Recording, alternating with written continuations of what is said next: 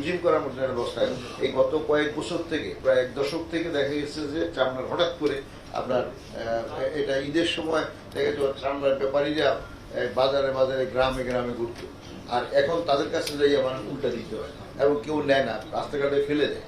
তো এখন এইটা তো কেন হয় এটা আপনারা জানেন। এবার আমরা সবাই শুধুমাত্র উপদেশ দেব আর নিজের কাজটা করবো না, আর নিজের সমস্যাটার সমাধান করবো, তাই তো হবে না।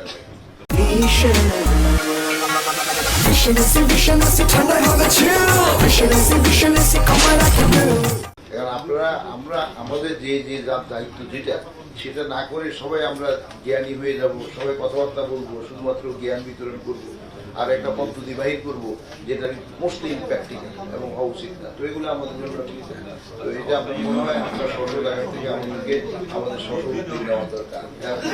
অবদানে তুরাগ নদী পুরাটাই পলিউটেড হয়ে যাচ্ছে। তো এখন এটা কি কোনো কথা বলবো না, আমি ওটা বুঝছেন লবণ না দিয়ে তো সংরক্ষণ করা যাবে না। এবার আপনার এখানে আনলেও তো লবণ দিয়ে আনতে হবে প্রপারলি, এবং যারা নাকি ভাবছে আমরা ব্যবসা করে, আমি মনে করি যারা মাছ মরে হওয়া, এবং এরপরে দিয়ে এটাকে আজকে এখানে আলোচনা করার কারণে আমাদের সাংবাদিক আছে, তারাও আপনার এই খবরটা সব জায়গায় জন্য সচেতনতা সৃষ্টি করবেন। তো এটা এই বিষয়টা আপনাকে আমি এই জন্য আপনাকে ধন্যবাদ জানাই। আপনি কথাটা আবার উত্থাপন করেছেন, এটা সবাই জানে, কিন্তু এরপরও আমরা মনে করি যে আপনি স্মরণ করে দিলেন। জি ধন্যবাদ। আর কিছু বলবেন না? স্লটিং হাউস গুলা যেগুলো আছে